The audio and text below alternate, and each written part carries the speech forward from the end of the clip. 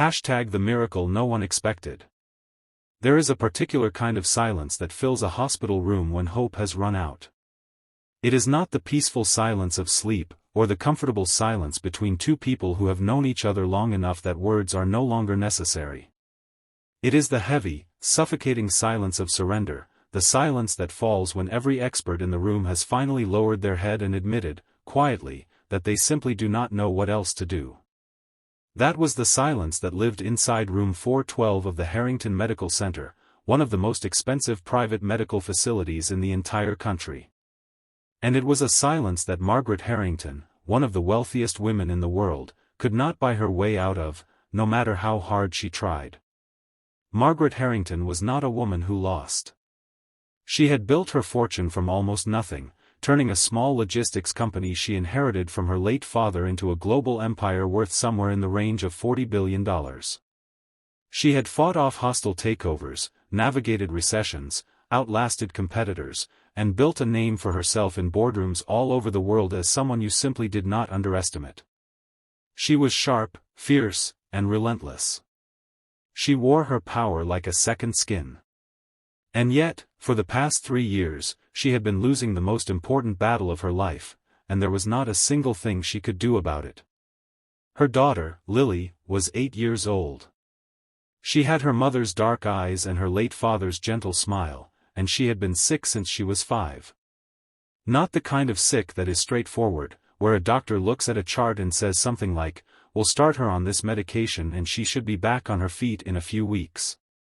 Lily had been sick in the most terrifying way imaginable, in the way where even the smartest, most experienced doctors in the world look at every test result and every scan and every number, and they look at each other with carefully neutral expressions that say, without words, that they have absolutely no idea what is happening. Lily had been examined by specialists from New York, London, Paris, Tokyo, and Zurich. She had been flown in private jets to clinics in Germany and Switzerland. She had been the subject of research papers and medical conferences. 50 different doctors, 50 of the best, the brightest, the most celebrated names in medicine, had sat across from Margaret Harrington and told her, in various polished and careful ways, that they could not help her daughter. The symptoms were confusing and inconsistent. Lily would have periods of what appeared to be near normal health, and then without warning she would collapse into a terrifying state of weakness, her body shutting down bit by bit, her temperature rising and falling unpredictably, her small hands trembling, her voice going soft and distant. The tests would come back with slightly abnormal results that pointed in a dozen different directions. No diagnosis ever fully stuck.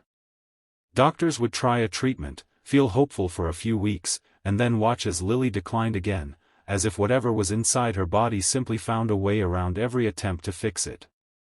She had been diagnosed with and then undiagnosed from 3 different rare autoimmune conditions, 2 types of rare genetic disorders, and something one specialist called a multisystem inflammatory syndrome with unknown etiology, which was really just a very expensive way of saying that nobody understood what was wrong with her.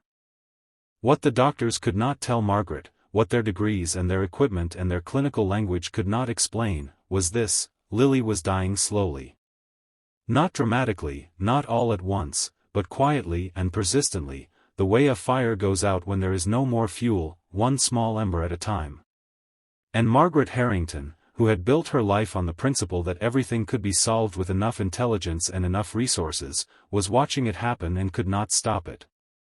Now let us step away from the cold marble floors and the private hospital wings and the hushed conversations of specialists, and let us go somewhere entirely different. Let us go to a small, slightly cluttered apartment on the 4th floor of a building on the east side of the city, a building where the elevator only works about half the time, where the hallways smell like somebody's dinner, and where the walls are thin enough that you can hear your neighbor's television if they have it turned up too loud. This is where Daniel Reeves lived with his 7-year-old daughter, Sofia. Daniel was 32 years old. He was not wealthy. He did not have a degree. He had not gone to college, though not because he was not smart. Daniel was, in fact, extraordinarily intelligent in the way that some people are without ever having had the opportunity to prove it in a formal setting. He had grown up moving from place to place, raised by a mother who did her best but struggled with her own demons, and he had spent most of his young adult life doing whatever work he could find to keep himself stable. He had worked construction, he had stocked shelves overnight at a grocery store, he had done landscaping in the summer and snow removal in the winter. And for the past 2 years, he had been a delivery driver for a company called Quick Route, which was one of those app-based delivery services that did grocery and food deliveries across the city. He drove a 2009 Honda Civic with a dent in the passenger door and a crack running along the bottom right corner of the windshield that he kept meaning to get fixed but never had quite enough money to deal with. He wore a blue Quick Route jacket that had the company logo on the back, and he carried an insulated bag for hot food deliveries and a cooler for cold ones.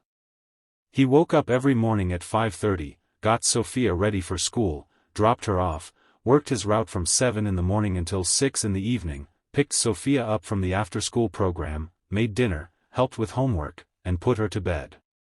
Then he usually spent an hour or so reading. He was a voracious reader, always had been, before falling asleep and doing it all again the next day. Sofia was the center of Daniel's universe. She was a bright, curious, talkative little girl with 2 lopsided braids and a gap where her 2 front teeth used to be, and she was convinced that she was going to be either a veterinarian or a professional baker when she grew up. She had not decided yet which one she wanted more. She and Daniel had a closeness that was almost tangible, the particular bond that forms between a single parent and an only child when it has just been the 2 of them for a long time. Sofia's mother, a woman named Renee, had left when Sofia was barely 2 years old. She had struggled with addiction and had eventually made the decision, one that Daniel, after years of anger and grief, had come to understand even if he would never fully stop being sad about it, to leave rather than continue putting Sofia in an unstable environment. Daniel had not heard from Renee in over 3 years. He did not speak badly of her to Sofia. He simply told his daughter, when she asked, that her mother loved her and was working on getting better, and that sometimes people needed time to heal. What Daniel had, in the absence of money or status or connections, was knowledge. Specifically, he had a deep, self-taught knowledge of nutrition and natural medicine that had started as a personal obsession after Sofia got sick when she was 4. It had been nothing life-threatening, just a persistent series of ear infections and respiratory issues that kept coming back no matter how many rounds of antibiotics the pediatrician prescribed. Frustrated and scared and unable to afford the specialist his daughter's doctor was recommending, Daniel had done what he always did when he needed to understand something: he went to the library. And then he went back to the library. And then he spent months reading everything he could find about gut health, inflammation, immune system function, nutritional deficiencies, and the relationship between diet and chronic illness.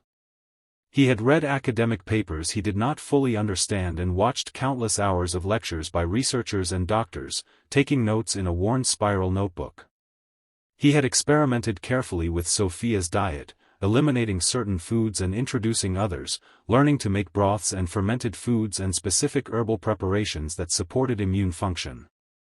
Within 6 months, Sofia's ear infections had stopped. They had not come back in 3 years. After that, Daniel could not stop learning. It became a passion that went far beyond his daughter's health. He read about traditional medicinal practices from around the world. He read about the microbiome, about mitochondrial function, about the specific roles of trace minerals and fat-soluble vitamins. He read about the gut-brain axis and about how inflammation in the body could manifest in dozens of seemingly unrelated ways. He was not a doctor.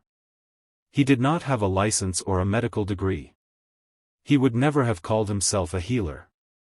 He was just a man who read everything he could find and paid very close attention, and who had come to understand, through years of quiet study, a few things about the human body that a surprising number of formally trained physicians had either forgotten or never learned. The day that changed everything began like any other Thursday for Daniel. He was on his afternoon route, which took him through the wealthier part of the city, the neighborhoods with wide, tree-lined streets and houses set back from the road behind long driveways, the kind of neighborhoods where people ordered groceries that were already pre-cleaned and pre-portioned and delivered in beautiful branded packaging. He had 3 deliveries in that area that afternoon, and the third one took him somewhere he had never been before. The delivery was to the Harrington Medical Center, which was only about 6 blocks from the edge of the residential area. It was not an unusual kind of delivery, a catering order from a high-end restaurant, probably for some kind of administrative event or board meeting. Daniel pulled up to the staff entrance, grabbed the insulated bags, and went inside. The woman at the reception desk directed him to the 3rd floor, and he took the elevator up, following the signs down a wide, quiet hallway. He was looking down at the delivery slip to confirm the room number when he walked around a corner and nearly collided with a small girl who was standing in the middle of the hallway in a hospital gown, holding a stuffed rabbit and looking out one of the tall windows at the street below. Daniel stopped just in time, apologized, and the little girl looked up at him with dark, serious eyes. "You almost dropped that," she said, looking at the bags in his arms. "I did almost drop that," he agreed. "Good thing you were here to warn me." She looked back out the window. "I'm not supposed to be out here," she said, not particularly guiltily, just as a statement of fact. "Probably not," he said. "You okay?" She considered the question with a gravity that seemed too heavy for a child her age. "I'm not sure," she said finally. "I feel okay right now. But I felt okay last Tuesday too, and then on Wednesday I fell asleep and I didn't wake up for a whole day."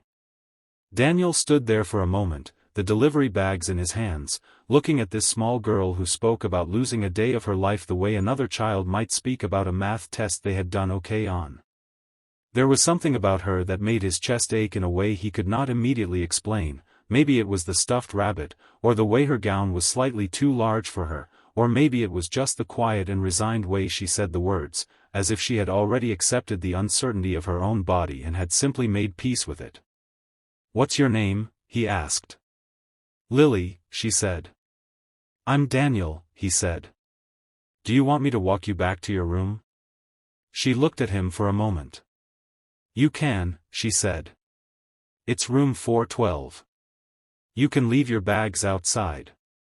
He did leave the delivery bags outside, and he walked her back. The room was empty. Her mother was apparently in a meeting with the medical team down the hall, which Lily seemed to know about and seemed equally uninterested in. She climbed back into her bed and arranged her stuffed rabbit carefully at her side. Daniel stood in the doorway, not quite sure why he had not just left already. "Do you eat?" he asked, which was a strange thing to say, and he knew it was a strange thing to say, but something in him was already turning the way it always did when he was around someone who was sick, the instinct to look, to notice, to try to understand. Lily gave him a look that was, despite everything, almost amused. "Yes," she said. "I eat." "What do you eat?" "Hospital food," she said. "And sometimes my mom brings me things. She brought me sushi last week. I like sushi. Do you like vegetables?" "Some of them," she said. "I don't like Brussels sprouts. They smell like socks." He laughed at that, a real laugh, surprised out of him. "They do kind of smell like socks," he admitted. "What about fermented stuff? Like pickles, or yogurt, or kefir?"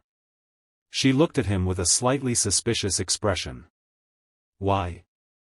"Just wondering," he said. And then, because there was something about this child that made him feel like she deserved more than a vague answer, he said, "I'm not a doctor. I'm just a delivery driver. But I know a little bit about food and how the body works, and I'm just curious." Lily studied him for a long moment. "My mom brought a bunch of doctors," she said. 50 of them. That's a lot of doctors." "It is a lot of doctors," he said. "None of them helped," she said, simply and without drama, "the way you state a fact that you have long since accepted. They all gave me different medicines and then I got worse again." Something shifted in Daniel's chest. He opened his mouth to say something gentle and non-committal, something about how the doctors were doing their best and how he was sure they would figure it out. But then he stopped himself, because he was looking at Lily, really looking at her, and he was noticing things. The slight pallor of her skin that was more than just being indoors too long. The faint dark circles under her eyes. The small tremor in her hands when she picked up the stuffed rabbit, barely perceptible but there. The way she breathed, slightly shallow, as if it required a small effort that breathing should not require. He was noticing these things and simultaneously, in the back of his mind where all those years of reading and studying lived, something was beginning to quietly connect. "Do you get cold a lot?" he asked. "Like, colder than other people?" She looked at him sharply. "Yes," she said. "All the time." "How did you know that? Does your stomach hurt?" "Not all the time, but kind of regularly." "Sort of low and dull?" Her eyes went wide. "Yes. The doctors said that was unrelated." "Do you get headaches, especially behind your eyes or at the base of your skull?" "Yes," she whispered. "How do you know all this?" He did not answer that question directly. Instead, he stood there for another moment, turning things over in his mind, and then he heard footsteps coming down the hall and he took a step back. "I should go," he said. "I have deliveries." "Wait," Lily said.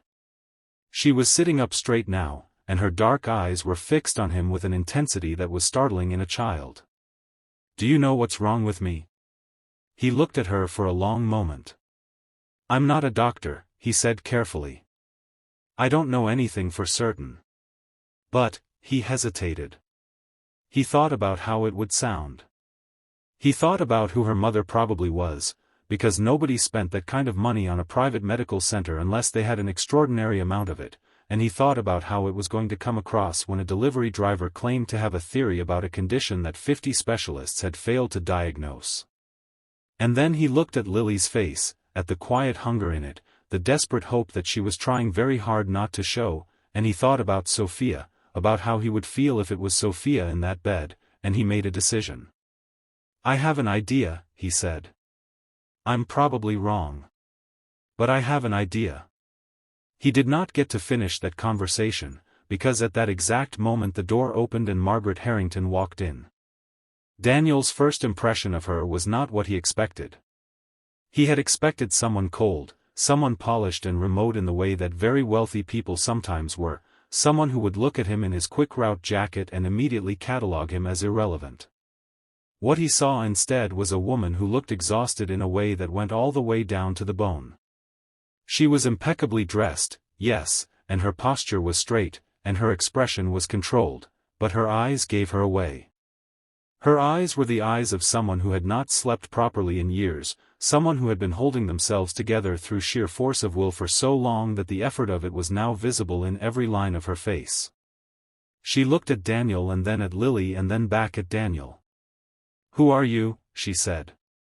Not rudely, but with the directness of someone who had very little patience left for anything unexpected. "He's a delivery driver," Lily said. "His name is Daniel. He knows things." "I made a delivery to the 3rd floor," Daniel said. "I was passing by. Your daughter and I talked for a minute." He held up the delivery slip, slightly crumpled now from being in his pocket, as if that was sufficient evidence of his legitimacy. Margaret looked at him steadily. "She shouldn't be having visitors without." "He knows why I'm sick," Lily said. There was a silence. Margaret turned to look at her daughter. "I said I might have an idea," Daniel corrected quickly. "And I'm not a doctor. I want to be very clear about that. I'm almost certainly wrong." But, he stopped. He stopped. He looked at Margaret's face. He saw the war going on behind her eyes, the part of her that was rational and had already been burned 50 times, that wanted to dismiss this immediately because she could not afford another false hope, doing battle with the part of her that was a mother and that would never, not ever, stop trying. "Say what you have to say," Margaret said quietly. He said what he had to say. He stood in that hospital room for the next 20 minutes and he laid out, as clearly and carefully as he could, what he thought he was seeing. He talked about the cluster of symptoms, the temperature dysregulation, the stomach pain, the headaches, the fatigue, the trembling, the way Lily seemed to cycle through periods of relative wellness and then dramatic decline. He talked about what he had read about a specific and relatively rare condition involving a dysfunction in how the body processes and absorbs certain fat-soluble vitamins and minerals, particularly when combined with a compromised gut microbiome and chronic low-grade inflammation, a condition that often mimicked several different autoimmune disorders simultaneously, which was why it was so frequently misdiagnosed. He talked about how the inflammation could affect multiple organ systems in shifting, inconsistent ways, creating a picture that looked different every time you looked at it. He talked about how this kind of condition was not primarily a pharmaceutical problem, how the medications that had been tried would each have addressed individual symptoms or inflammatory pathways without addressing the underlying dysfunction, which was why Lily kept seeming to improve and then declining again. He talked about how the gut microbiome, when sufficiently disrupted, could prevent the absorption of the very nutrients the body needed to regulate itself, creating a downward spiral that was difficult to interrupt with conventional approaches alone. And he talked about what he believed needed to happen, a very specific, carefully constructed dietary and nutritional protocol involving particular fermented foods, specific probiotic strains, targeted vitamin and mineral supplementation in bioavailable forms, and the elimination of several categories of food that were likely driving the inflammatory cycle.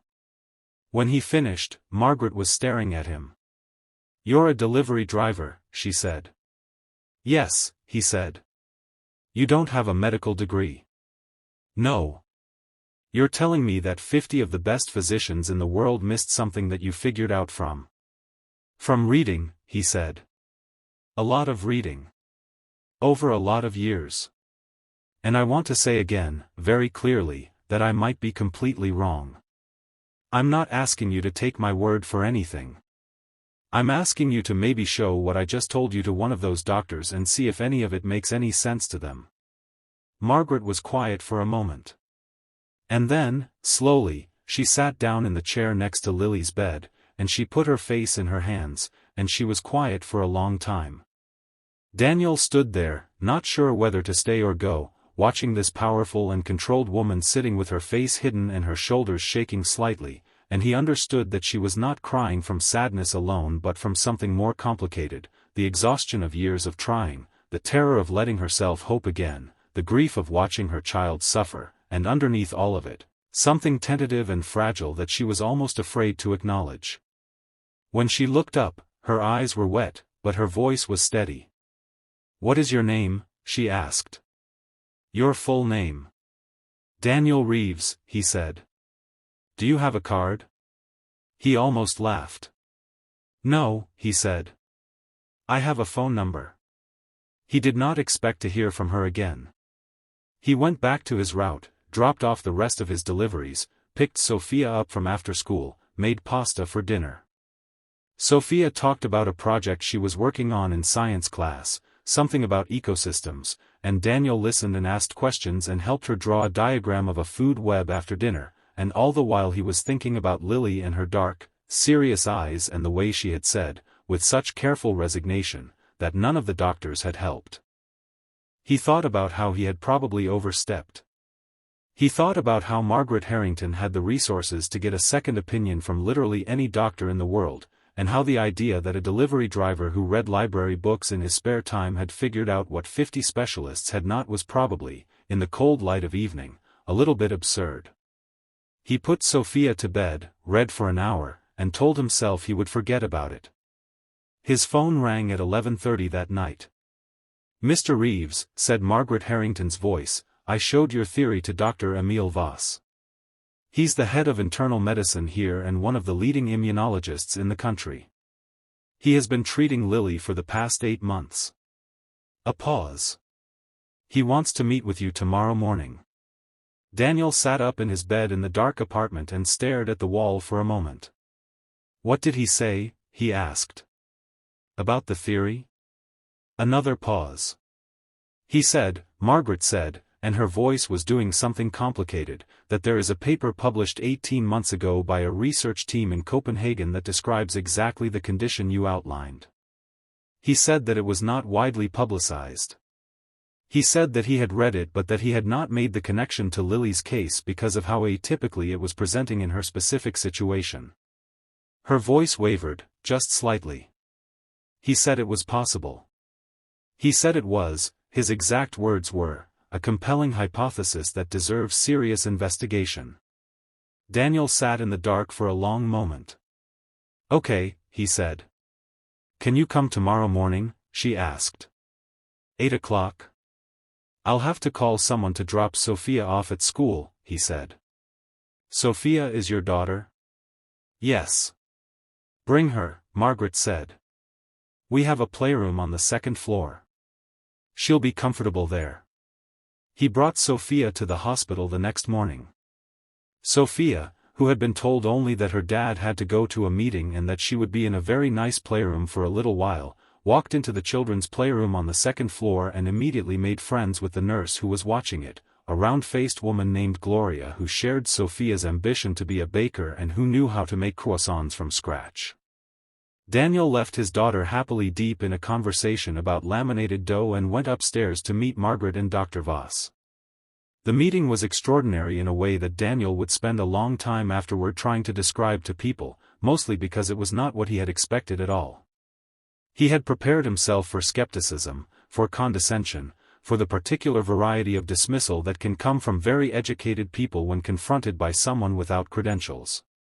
What he got instead was Dr. Emil Voss, a tall, serious man in his early 60s with a silver beard and reading glasses perched at the end of his nose, sitting across a conference table from him with a printed copy of the Copenhagen paper and Daniel's own summary from the night before, which Margaret had typed up based on her memory of what he had said, and asking him careful, pointed, genuinely curious questions. Voss had clearly done a great deal of reading himself overnight. He had pulled up every paper he could find on the specific dysfunction Daniel had described. He had reviewed Lily's entire case file with fresh eyes. And he sat across from this delivery driver in the blue quick route jacket and he said, "Mr. Reeves, I want to understand how you arrived at this conclusion. Walk me through your reasoning."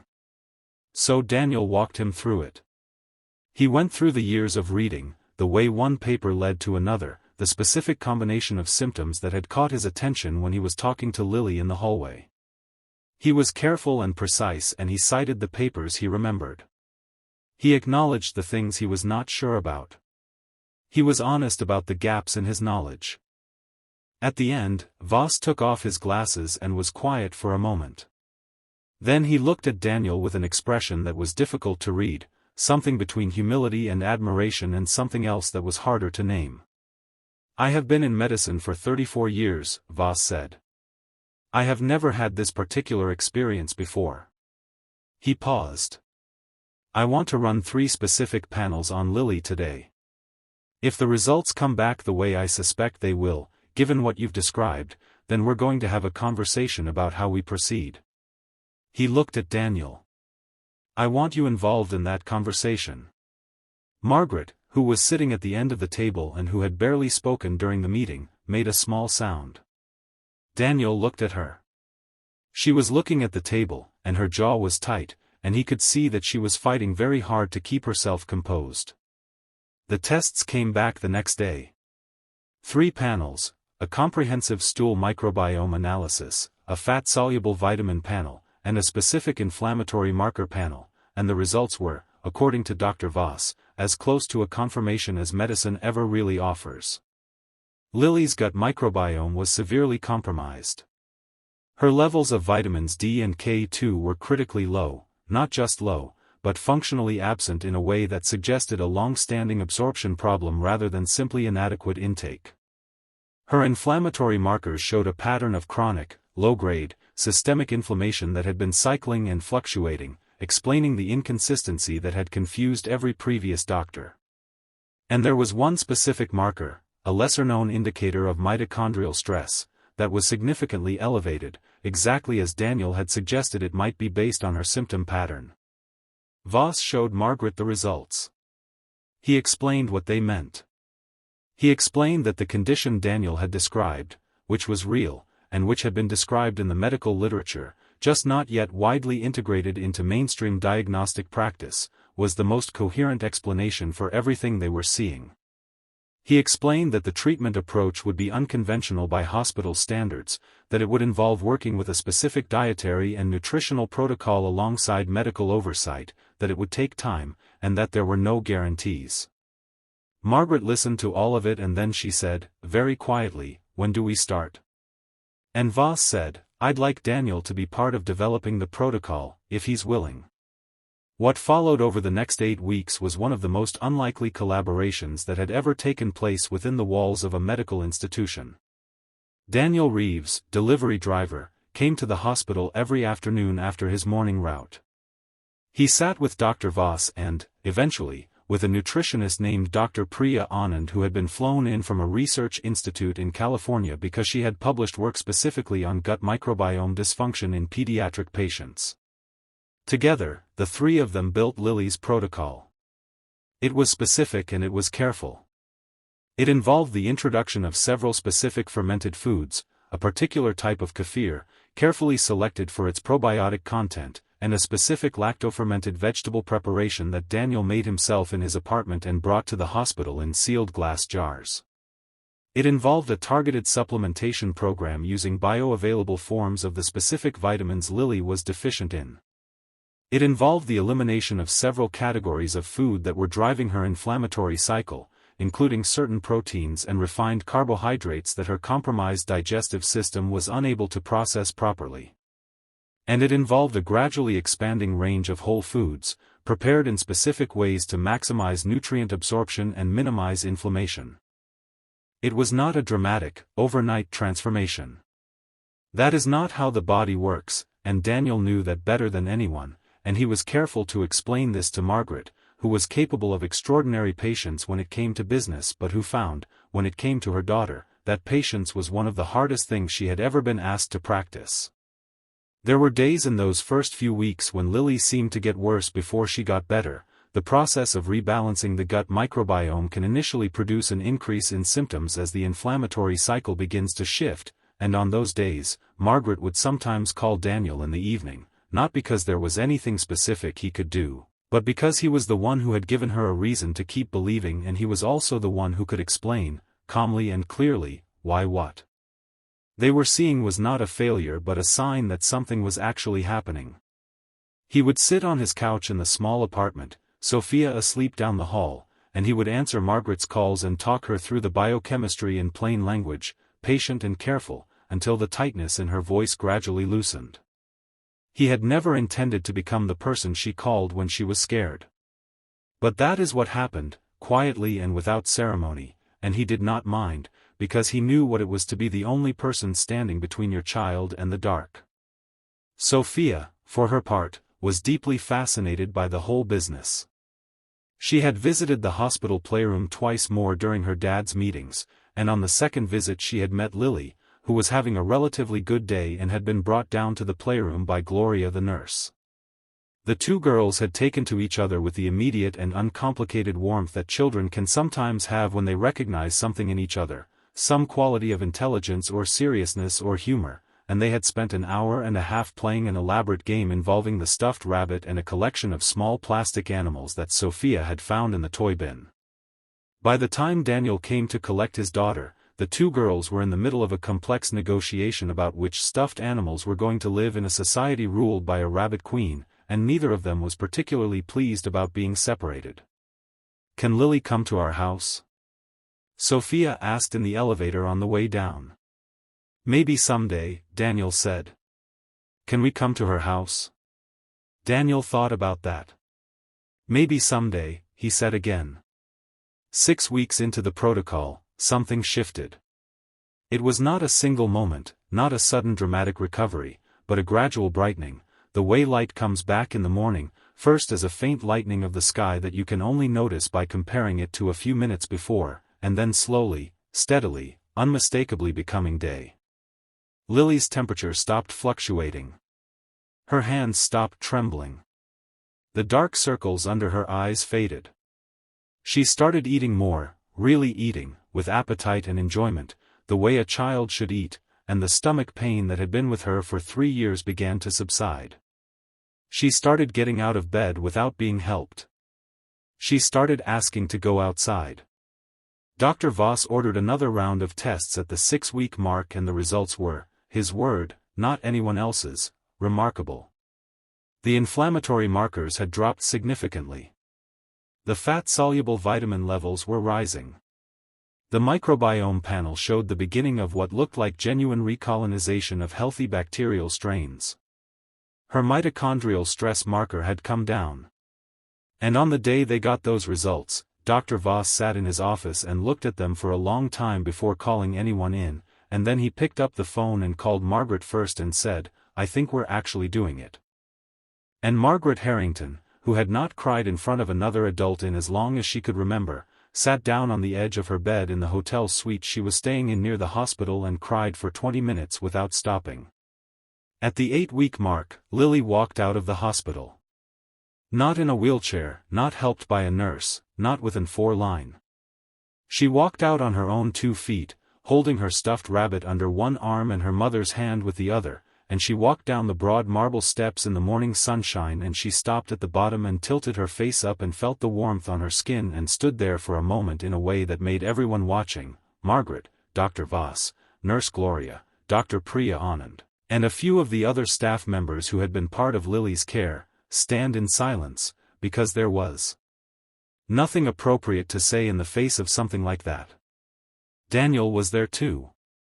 He was standing a little to the side, the way he always positioned himself, slightly away from the center of things, with his hands in the pockets of his jacket. Lily looked at him and said, "I don't smell like a hospital anymore." "No," he said, "you smell like outside." She smiled, a full, wide, real smile, the kind that reached her eyes and changed her whole face, and said, "Sofia says you make really good soup. She says it's the best soup in the world." "Sofia has good taste," he said. "Can I have the soup?" Lily asked. "When I come for dinner?" Daniel looked at Margaret over Lily's head. Margaret was looking at him with an expression that was layered and complex and that contained things he was not entirely sure he was reading correctly. But she nodded, a small nod, almost imperceptible, but warm. "You can have the soup," he said to Lily. The weeks that followed were not the end of the story, but they were a different kind of story, a quieter and more ordinary kind, which after everything that had come before felt like an extraordinary gift. Lily continued on the protocol under Dr. Voss's supervision, with Daniel and Dr. Anand available as consultants, and her recovery continued steadily. She was not declared completely healed overnight. Her gut health and nutritional status would need to be maintained carefully for years to come, and there would be monitoring and adjustments required. But she was functional and improving and getting stronger in a way that no one who had not watched her for the past 3 years would fully be able to appreciate. She and Sofia became, somewhat to everyone's mild amazement, genuine and devoted friends. The Rabbit Queen game was ongoing. They spent several afternoons a week together, sometimes at the Harrington penthouse apartment, which Sofia found incomprehensibly large and magnificent, and sometimes at Daniel and Sofia's apartment, which Lily found, with a sincerity that was completely without condescension, wonderfully cozy and real. She loved Daniel's soup. She loved the way the apartment smelled like cooking and the way there were books everywhere and the way Sofia's drawings were stuck to the refrigerator with magnets. She loved the comfortable chaos of it, so different from the immaculate and carefully managed spaces she had grown up in. Margaret, for her part, was navigating something she had not expected. She had expected, once Lily began to recover, to feel primarily relief, enormous, flooding relief, the lifting of a 3-year weight from her chest. And she did feel that. But she also found herself confronted with things she had been too focused on Lily's illness to feel before, questions about her own life and how she had been living it that Lily's recovery had cleared space for. She had spent 3 years in a mode of pure crisis management, and in the absence of the crisis she found herself unexpectedly uncertain. She found herself thinking about what kind of mother she was beyond just fighting for her daughter's survival. She found herself thinking about what kind of life she wanted Lily to have, whether the penthouse apartment and the private schools and the expensive clothes and the constant management were really the right environment for the curious, thoughtful, surprising child her daughter was becoming as her health returned. She found herself thinking about Daniel. Not in any simple way, and not right away. It did not begin as anything recognizable. It began as a kind of wondering, a noticing. She noticed the way he talked about Sofia, the uncomplicated warmth and specificity of it, the particular way he described her, not as an idealized perfect child but as a real specific person with specific quirks and qualities that he loved particularly. She noticed the way he talked about his own life without complaint or self-pity but also without false contentment. He was honest about the difficulty of things, about the exhaustion, about the loneliness sometimes, in the way that you can only be honest about those things with someone you have come to trust. She noticed that he was the only person in her adult life who spoke to her without any apparent awareness of how much money she had, without any of the subtle calibration and positioning that she had become so accustomed to in her interactions with people that she had almost stopped noticing it was happening. He spoke to her the way he would speak to anyone. With directness and without performance. And that, more than anything, was what made Margaret Harrington, who had been alone with her power and her grief for a very long time, begin to feel something she had not expected to feel again. They did not fall in love quickly or dramatically. It happened slowly, over months, in the way that genuinely lasting things tend to happen, through the accumulation of small moments, conversations that ran longer than either of them had planned, the gradual lowering of guards that had been up for a long time. Daniel was careful and honest about where he stood, not in a calculated way, but simply because that was how he was, and because he had learned through years of raising a daughter alone that honesty about hard things was always better than its alternative. He told Margaret, one evening when they had ended up sitting together in her apartment after Lily and Sofia had been put to bed during a sleepover, that he was aware of how different their lives were and that he did not have any interest in a situation that would be complicated or unfair to either of them. Margaret told him, with a candor that surprised even herself, that she had spent her entire adult life surrounded by people who approached her primarily as a variable in their own equation, and that the experience of being around someone who did not do that had turned out to be more significant to her than she had expected. "That's a very complicated way of saying something," he observed. "I'm a complicated person," she said. "I know," he said.